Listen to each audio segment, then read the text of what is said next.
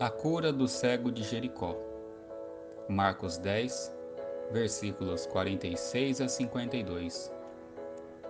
Gosto de olhar para essa passagem de Jesus por Jericó e o associar à vida cristã.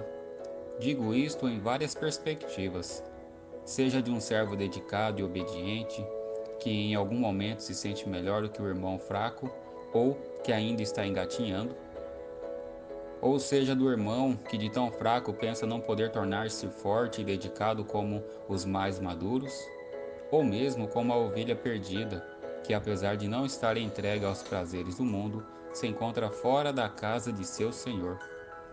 Deixarei que o leitor associe a explanação ao contexto que melhor entender, mas lembre-se, estamos aqui fazendo apenas uma analogia. Versículo 46. O início desse texto indica três situações. A primeira, quando saía de Jericó, ou seja, o Senhor estava de saída da cidade. Sua missão já estava cumprida para o devido momento, e por algum motivo, não escrito na Bíblia, Bartimeu, o cego mendigo, não pôde estar com ele. Irmãos, o que nos impede de estar com o Senhor? De se comprometer com os trabalhos da casa do Senhor? Que tal identificar tais motivos e pedir direcionamento a nosso Deus? Segunda situação. Juntamente com os discípulos e numerosa multidão. Jesus estava não só acompanhado pelos discípulos, que podemos hoje associar às lideranças da igreja, mas também por uma grande multidão, que associaremos aqui a todos os crentes que vão à igreja com frequência. Muitas vezes queremos comparar essa frequência ou o assumir dessas funções como sinônimos de fé, pureza, retidão, pois é o que de fato esperamos dos tais, mas precisamos tomar cuidado com esta afirmação. Lembre-se que os fariseus também eram assim. Não podemos deixar que tal pensamento nos leve a fazer comparações entre os que são de tal modo e os que não são. Isso pode nos levar a pensamentos de competições e até mesmo a sentimento de orgulho e engrandecimento pessoal, que poderá não só nos levar ao pecado, como também a afastar pessoas, como Bartimeu, da casa do Senhor. Será que não estamos fazendo juízo dos pequeninos irmãos que ainda precisam de leite espiritual? Será que não estamos servindo de tropeço a esses cristãos? Terceira situação. Cego, mendigo, estava assentado à beira do caminho. Podemos aqui olhar tanto para os que se desviaram e sentem necessidade de voltar à casa do Senhor, como mais à frente veremos o mesmo dizer que volte a ver, ou apenas supor que este é um não crente que ouviu a palavra de Deus e se sentiu maravilhado com o seu poder, a ponto de ter a fé que muitos dos líderes e crentes frequentes não o têm. Pôs-se a clamar, mas ele cada vez gritava mais. Lançando de si a capa, levantou-se de um salto e foi ter com Jesus. Será que temos essa mesma disposição para buscar o Senhor? Perceba que nos versículos 48 e 49, mesmo clamando, era repreendido pelos que seguiam a Jesus. Será que não estamos repreendendo os Bartimeus da igreja enquanto deveríamos ajudá-los a clamar e a adorar de maneira cada vez mais firmes e levá-los a conhecer a Jesus? Versículo 47 e 48.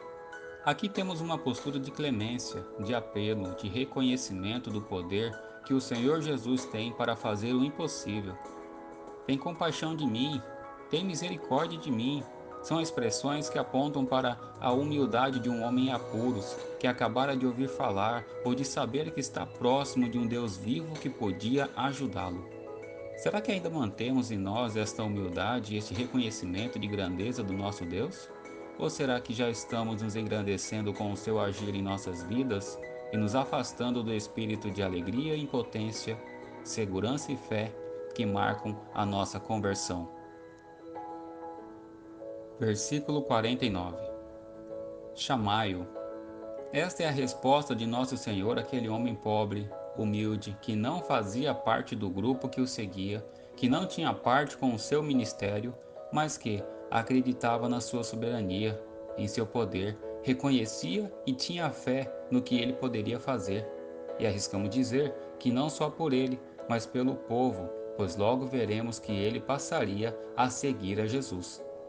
Bartimeu não se importou com as repreensões, não se intimidou com a negligência e falta de amor demonstrado pelos que seguiam o Senhor.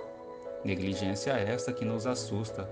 Ele confiou que, se buscasse, se continuasse sua luta, Deus o ouviria e o atenderia por sua misericórdia. Será que estamos nos deixando intimidar com a postura de alguns que, fazendo-se os servos, líderes ou mesmo frequentes fiéis de igreja, nos falam com falta de humildade e com voz de acusação? Será que estamos sendo esse tipo de crente que, achando-se mais santos, julgamos e fazemos distinção? Oremos para que não. E oremos para que o Senhor nos dê força, fé e compromisso para que não nos desviemos e que possamos também, assim como Bartimeu, alcançar a graça de nosso Senhor. O versículo 50 aponta para a alegria de um servo que ouve a voz do seu Senhor o chamar com amor. Já falamos disso um pouco atrás, agora veja o versículo 51. O Senhor lhe pergunta o que quer que lhe faça. É certo que ele, por ser onisciente, já o sabia, mas não podemos esquecer de um passo importante na vida cristã. Ao orarmos e pedirmos, estamos também testemunhando. Não é pelo pedir, e sim por expressar para a sociedade que adoramos e clamamos a um Deus que nos atende conforme seu tempo, sua vontade e se assim o quiser. É questão de serviço e de testemunho. Para um homem sem Deus, isso é humilhante. Para o homem com Deus, isso é maravilhoso. Senhor, que eu torne a ver. Podemos aqui apontar para diferentes direções. Um homem que pede a Deus ajuda para ter uma condição melhor de vida, que busca socorro por estar em aflição e desprezo, e até mesmo um pedido de ajuda para voltar a sentir o primeiro amor. O amor entre Deus e seu servo. Amor este que o pecado retirou de seu coração, mas que não deixou de existir, pois Deus não desiste de nós. Será que não deveríamos nós realizar o mesmo apelo? Espero que já estejamos firmes o suficiente para saber que há determinados momentos da vida que precisaremos novamente reconhecer nossa pobreza, nossa dependência e nos voltar ao primeiro amor. E que a vergonha não é ter que passar por este estágio novamente, mas sim recusar a pedir novamente que o torne a ver. Ou pior ainda, vergonha é sermos nós os que repreendiam para que se calasse um servo do Senhor que está posto nesta situação. Esperamos que todos os Bartimeus possam logo ouvir do Senhor o que está posto no versículo 52. Vai, a tua fé te salvou. E assim como este Bartimeu, possamos ver que após receber a bênção, esses também seguiam a Jesus estrada fora. Que Deus nos abençoe. O texto. E foram para Jericó.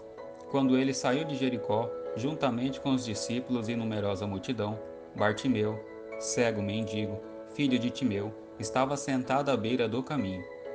E ouvindo que era Jesus, um nazareno, pôs-se a clamar: Jesus, filho de Davi, tem compaixão de mim.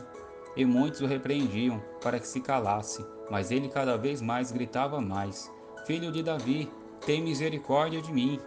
Parou Jesus e disse: Chamai-o. Chamaram então o cego, dizendo-lhe: Tem bom ânimo, levanta-te, ele te chama. Lançando de si a capa, levantou-se de um salto e foi ter com Jesus. Perguntou-lhe Jesus: Que queres que eu te faça? Respondeu o cego: Mestre, que eu torne a ver. Então Jesus lhe disse: Vai, a tua fé te salvou. E imediatamente tornou a ver e seguia a Jesus estrada afora.